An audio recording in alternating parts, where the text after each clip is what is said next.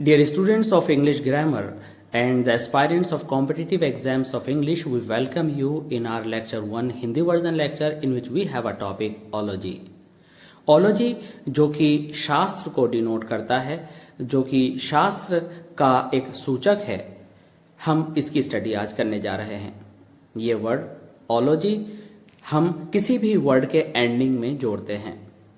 Ology को हम एक सफिक्स की तरह से देखते हैं। सफिक्स वह पार्ट ऑफ वर्ड होता है जो कि किसी भी वर्ड के एंड में जुड़ता है।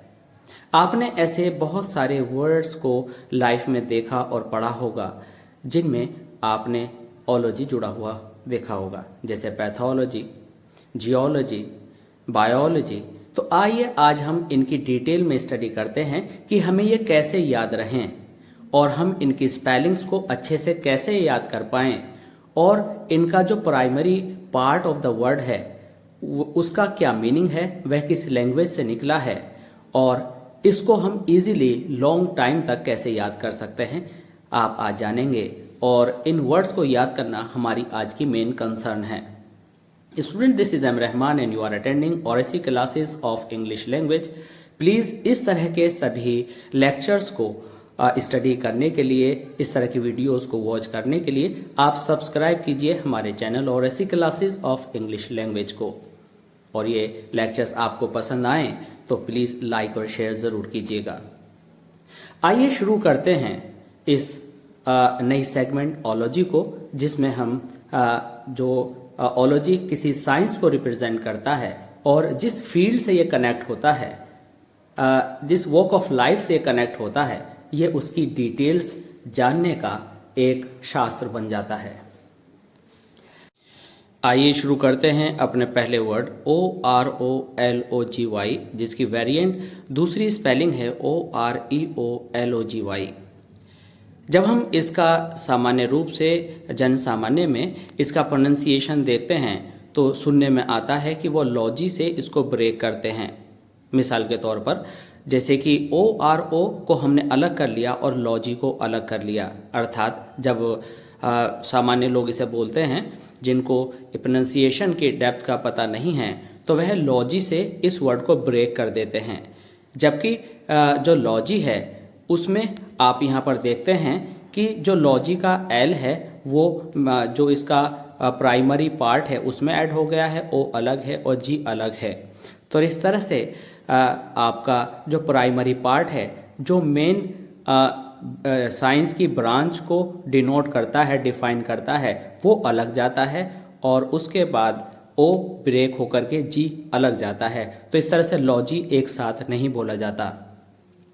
तो इस तरह से हर वर्ड के साथ हमने प्रोनाउंसिएशन को आपको अंडरस्टैंड कराने की कोशिश की है। आइए सबसे पहले देखते हैं जो हमारा वर्ड है OROLOGY। तो इसकी प्रोनाउंसिएशन है OROLOG, ओरोलॉजी, ना कि ओरोलॉजी। ओरो और लॉजी दोनों को गलत जगह हम यहाँ से डिस्कनेक्ट कर रहे हैं। तो हमें क्या बोलना है, हमारी जो साउंड होगी वह होगी ओरोलॉजी। अब दूसरा हमारा मेन काम यह है, जो कि इस वीडियो का उद्देश्य भी है, पर्पज़ है, कि ये वर्ड्स आपको लंबे टाइम तक याद रहें। ये याद कैसे रहें? तो याद रखने के लिए हमें पहला काम ये करना है कि सबसे पहले हमें हमारा जो इसका प्राइमरी पार्ट है, बिगिनिंग का पार्ट, जो कि लॉजी से पहले ऐड किया गया है, वह साइंस की किस ब्रांच से रिलेटेड है, वह साइंस की कौन सी ब्रांच की ओपनिंग करता है, उसका मीनिंग क्या है। अगर हम लॉजी को अलग तोड़ लें तो ये जो ओलॉजी है ये है आपका शास्त्र। अब शास्त्र या साइंस तो हर पार्ट ऑफ साइंस में लग जाएगा, लेकिन ये साइंस का कौन सा हिस्सा है ये डिफाइन करता है पहला पार्ट, जो कि आपका O से पहले लगा है। हमारा जो सफिक्स है वो ओलॉजी है और उससे पहले जो लगा है, जैसे कि मान लीजिए इसमें OR लगा है, इसमें ORE लगा है, तो इसका क्या मीनिंग है। तो हम देखते हैं कि हमारा ओरोलॉजी जो है वो रॉक से रिलेटेड है और स्टडी ऑफ माउंटेन्स जो है ओरोलॉजी के अंदर आती हैं। अब हमारा दूसरा विशेष पर्पज़ यह है कि कैसे हम इस ओरोल को या ओरोलॉजी से रिलेटेड जो हमारा पार्ट है, बेसिक बिगिनिंग वाला ओरो, ORO हम इसको रॉक से कैसे जोड़ें कि हमें देखते ही याद आ जाए कि ये रॉक से रिलेटेड या माउंटेन से रिलेटेड शास्त्र है। तो स्टूडेंट्स, इसमें आपको क्या करना है कि इस तरह से याद करें कि जो औरो है तो इसको आप उल्टा याद करें। उल्टा किस तरह से कि जो आपका OR है आप इसको याद रखें RO। RO तो RO से बन जाएगा रॉक, और रॉक क्या होता है, वो माउंटेन से रिलेटेड है। तो यहाँ पर हमें रॉक से रिलेटेड स्टडी से हमारा पर्पज़ नहीं है, हमारा जो पर्पज़ है वो माउंटेन से है। तो ये जो रॉक है हमने केवल एक हेल्प के लिए एज्यूम किया है ताकि ये हमें जल्दी याद हो जाए। तो क्या रहेगा हमारा मेथड इसे लर्न करने का कि हमें वर्ड कहाँ से ब्रेक करना है और जो बिगिनिंग का पार्ट है उसका क्या मीनिंग है और उसे याद कैसे रखना है। तो हमने देखा, हमने लॉजी ओलॉजी को अलग तोड़ा, और को अलग किया, और का मीनिंग जाना रॉक या माउंटेन, और फिर हो गया the study of mountains. Ology means the study, ology means science, ology means शास्त्र। तो किसकी स्टडी? माउंटेन्स की। और माउंटेन्स कैसे याद रह गए? माउंटेन्स याद रह गए और का ऑपोजिट उल्टा करके रो बनाया, रो से रॉक बनाया, और हमें याद हो गया कि ये जो ओरोलॉजी है ये द स्टडी ऑफ माउंटेन्स है। इसके बाद हम आते हैं सेकेंड वर्ड पर, जो कि आप यहाँ पर देख रहे हैं। ये वर्ड है OTOLOGY, जिसमें हमने O अलग करना है, TOL अलग करना है, और OG हमेशा की तरह से अलग करना है, और आगे भी आप ऐसा ही करते रहेंगे। L तक का पार्ट आपको हर वर्ड को अलग अलग तरह से सीखना है। ये सबके साथ एक जैसा डिस्कनेक्शन हो ये ज़रूरी नहीं है। तो हमने सीखा कि इसका प्रोनाउंसिएशन है ओटोलॉजी। ओटोलॉजी, तो ओटोलॉजी जो होता है इसका मीनिंग होता है ईयर से रिलेटेड। अब ईयर से रिलेटेड आपका जो है ओरल है, ओरल कान में जाती है आवाज़, आप ये भी याद रख सकते हैं, लेकिन इसको अब किसी और तरह से भी याद रख सकते हैं, और वह तरीका है इसमें आया ऑटो। हालांकि इसका कोई लॉजिकल इस वर्ड के अर्थ से कोई लेना देना नहीं है, तो यहाँ पर आया ऑटो। तो ऑटो से आपको याद आ जाएगा कि जो ऑटो होते हैं उसमें कुछ डीजे जैसे या कहें कि कॉलम रखे होते हैं और बहुत तेज़ साउंड होता है। तो ऑटो से साउंड, साउंड से कान, तो आपको याद आ जाएगा कि ब्रांच ऑफ मेडिसिन है that deals with the structure, function and pathology of the year. अब ये पैथोलॉजी क्या है? ये भी अपने आप में एक साइंस है जो किसी बीमारी की ओरिजिन को जानने में आप यूज़ करते हैं। तो ऑटोलॉजी और पैथोलॉजी आप दोनों को इंटर रिलेट करके समझ सकते हैं। तो पैथोलॉजी क्या है? ये किसी भी चीज़ के कॉज को डिफाइन करती है, और वह कॉज क्या है? Related to ear. Ear means कान। ऑटो, इसे ऑडियोलॉजी भी आप कह सकते हैं। इसके बाद हमारा जो तीसरा वर्ड है वो है एनोलॉजी। एनोलॉजी, ENOLOGY, और इसकी वेरिएंट स्पेलिंग है OENOLOGY। इसकी प्रोनाउंसिएशन है एनोलॉजी। एनोलॉजी, तो एनोलॉजी को हम कैसे याद करें? सबसे पहले हम देखें कि ये जो ओलॉजी से पहले एन जुड़ा है या OEN जुड़ा है, इसकी मीनिंग क्या है? तो एन का मतलब है वाइन।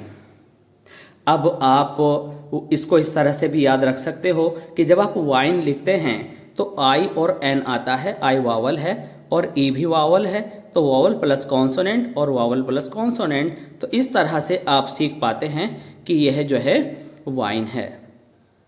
IN वाइन और EN वाइन से रिलेटेड है। अब ये आप कैसे याद रखें कि ये वाइन है और लंबे समय तक आप इसे याद रख सकें? तो एक बहुत ही नया हमने वर्ड यहाँ ढूंढा है, इनो। इनो एक मेडिसिनल पेय पदार्थ है। जब हमें एसिडिटी होती है तो हम इनो को पानी में डालकर पीते हैं। तो इनो क्या है? वैसे ही उसके अंदर आप देखते हैं झाग उठते हैं और फिज होता है, बुलबुले उठते हैं और हम उसे टेक कर लेते हैं, हम उसे ड्रिंक करते हैं। तो इनोलॉजी से आपको याद आ जाएगा कि यह वाइन को रिप्रेजेंट करता है। हालांकि इसका इनो से कोई लेना देना नहीं है, ये केवल आपको याद करने के लिए एक ट्रिक के रूप में वर्ड चुना है। तो द स्टडी ऑफ वाइन या मेकिंग वाइन आपका आता है एनोलॉजी, एनोलॉजी के दायरे में। इसके बाद हमारा नंबर 4 पर जो वर्ड है वो है ufology.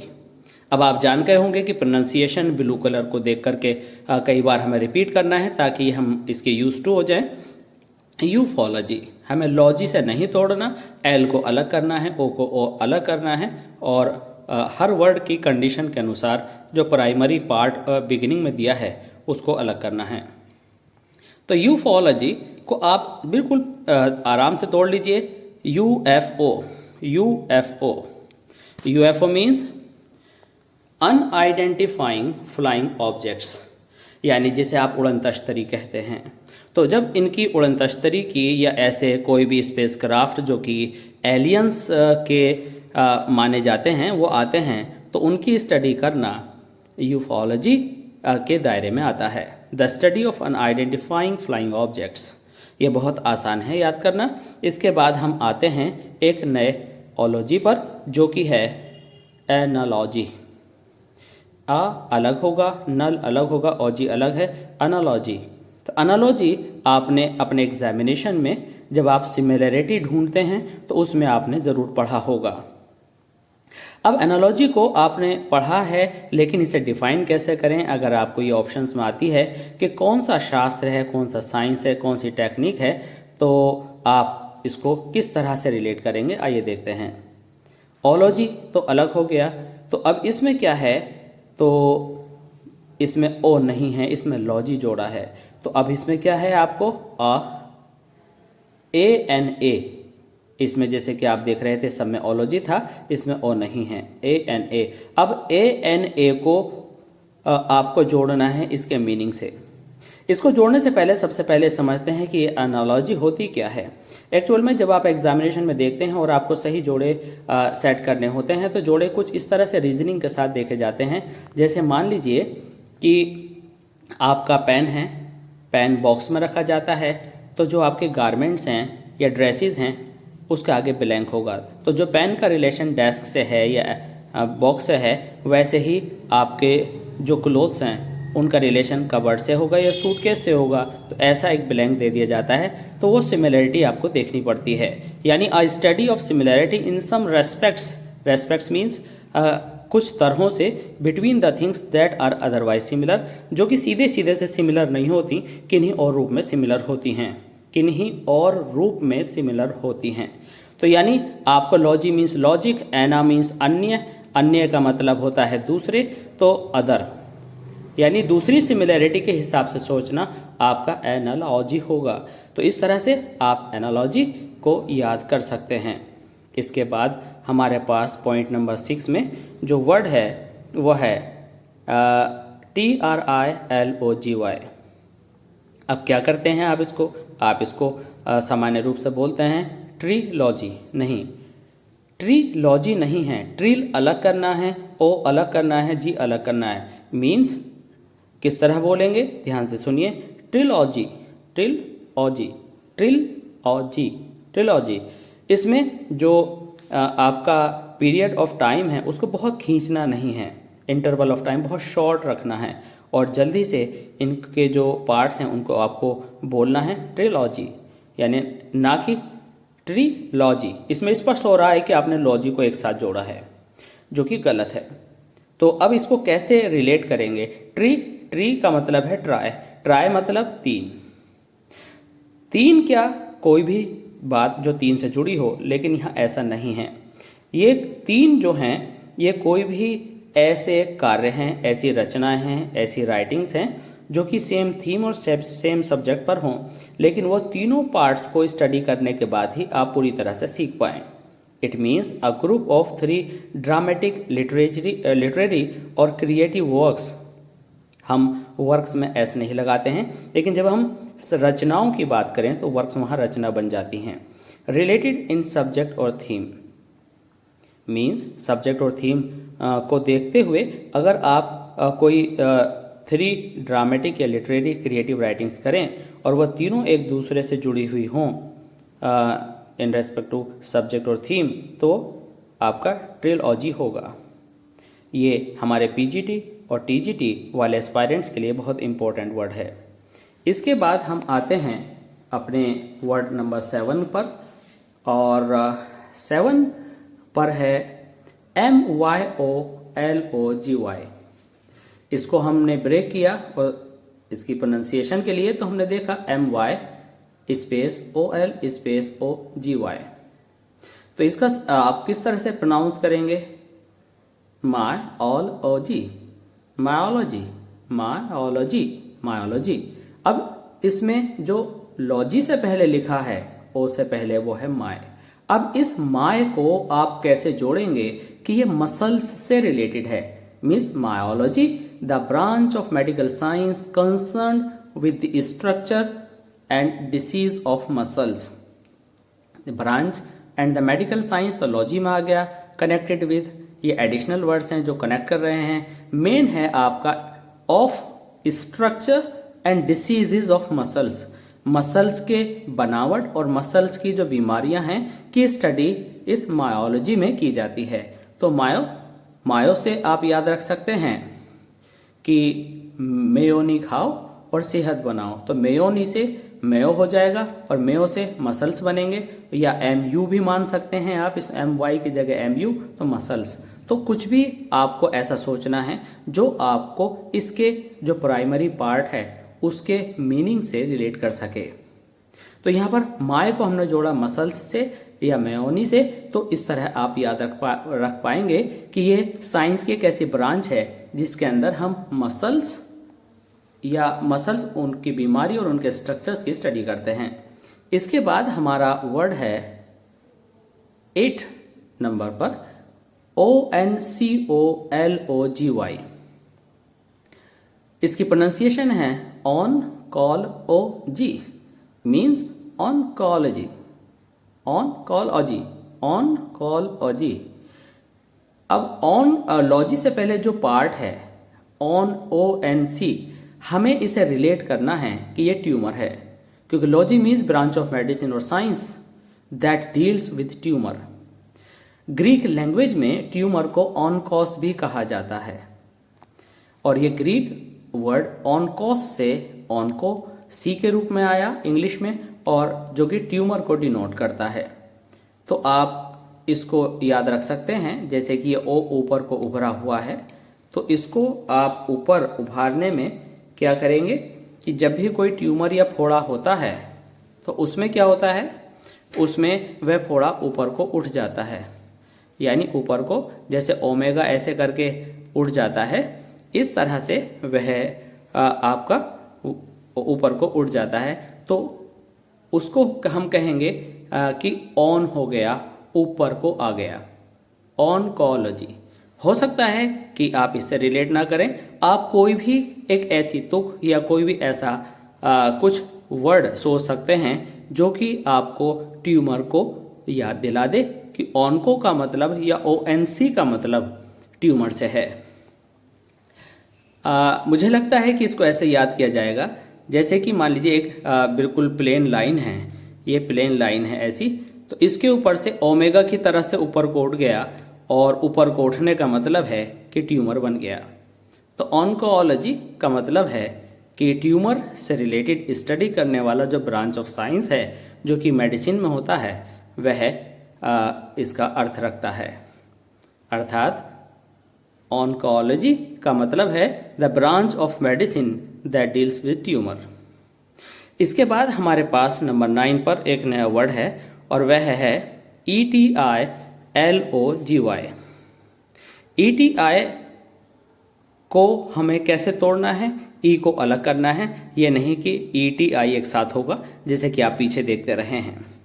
E space TI space और फिर OLOGY, तो इसकी प्रोनाउंसिएशन बनी एटियोलॉजी, एटियोलॉजी, एटियोल यानी ले आपका ओ के साथ फिनिश हो जाना है, एटियोलॉजी, एटियोलॉजी।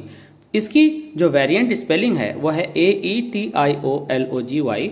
ये AE वाली जो स्पेलिंग है ये कनाडा और ब्रिटिश में यूज़ होती है, और ETY स्पेलिंग ये अमेरिका में यूज़ होती है, US में यूज़ होती है। अब हमें देखना है कि हमारा जो प्राइमरी पार्ट है इसका क्या मीनिंग है। लॉजी शास्त्र हो गया, साइंस हो गया, टेक्निक हो गई। अब इसमें ईटीआई का मतलब है ओरिजिन या कॉजेज। अब एटी क्या है अपने आप में, एक्चुअली ये पैथोलॉजी का एक हिस्सा है। पैथोलॉजी में क्या करते हैं, पैथोलॉजी में आप जो बीमारी से रिलेटेड बहुत सारी ऐसी बातें हैं उसकी जानकारी करते हैं कि वह कितना है, WBC कितना है, हीमोग्लोबिन कितना है। तो उन सारी चीज़ों के आधार पर जब उनको आप यूज़ करते हैं तो फिर आप आ जाते हैं एटियोलॉजी के अंदर। और एटियो को हम लैटिन लैंग्वेज में AE, जैसे कि आप यहाँ देख रहे हैं, AETIOLOGIA यानी कहते हैं, और ग्रीक में आप AITI इसको बोलते हैं, एटियोलॉजिया। तो ये जो एटी है इसका मतलब हुआ कॉज, चाहे आपको ये स्पेलिंग आ जाए, ये आ जाए, ये आ जाए। जिया ये लैटिन में आया, GIA ग्रीक में आया, इंग्लिश में इसको GY कर दिया गया। तो इस तरह से आपने देखा कि ETI का जो मीनिंग है, ये जो ETI में चेंज कर दिया गया है उसका मतलब है कॉज। अब कॉज को कैसे याद रखें कि ETI कॉज होता है। देखिए, जब आप बात करते हैं तो आप कहते हैं किसी भी चीज़ में हिंदी में कि आप कौन कौन सी चीज़ खाते हैं, जैसे सब्जियां, मांस, मछली, अंडे, इस तरह की आदि आदि। तो आदि आदि क्या हुआ, यानी सेहत की ओरिजिन किन से हुई कि कुछ ऐसी चीज़ें जिसमें फाइबर मिले, जिसमें आपको प्रोटीन मिले। तो ईटी इट मीन्स आप खाते हैं। खाते हैं किस लिए, कॉजेज जीवित रह सकें, ठीक है। और सब्जियों का ओरिजिन किस लिए हुआ, ताकि खा सकें। तो ऐसा कोई भी लॉजिक आप जोड़ लेंगे। ETI एटी मीन्स खाना, खाएंगे जब जब किसी चीज़ का ओरिजिन होगा। खाएंगे किस लिए, ताकि हेल्थ बने। तो ऐसा कुछ इंटर रिलेटेड आप कुछ नया लॉजिक भी तैयार कर सकते हैं इस हमारे वाले बताए गए लॉजिक से अलग। तो इस तरह से आप याद कर पाएंगे ETIOLOGY। Etiology means the study of causes और ओरिजिन्स। ये मेडिसिन की फील्ड में यूज़ होता है कि अगर मान लीजिए आपको कफ हुआ तो क्यों हुआ, किस से इसका ओरिजिन हुआ और क्या कारण इसका रहा है, तो वो आप एटियोलॉजी साइंस आप कह सकते हैं, साइंस ब्रांच ऑफ साइंस कह सकते हैं। इसके बाद आपका आता है word number 10, topography. What is this topography? This topography is actually based on geography. Now let's see first in the beginning what is the pronunciation of this word, TOPOLOGY, topology. Now let's break it, TO space Pol space OG, topology, ना कि पोलोजी। To अलग होना है, Paul अलग होना है, ओजी topology. तो topology क्या है? टोपोलॉजी रिलेटेड टू ज्योग्राफी, और टोपोलॉजी मेडिसिन में भी है। इसके बहुत सारे पार्ट्स हैं, इन सबको हम आइए अलग अलग समझते हैं।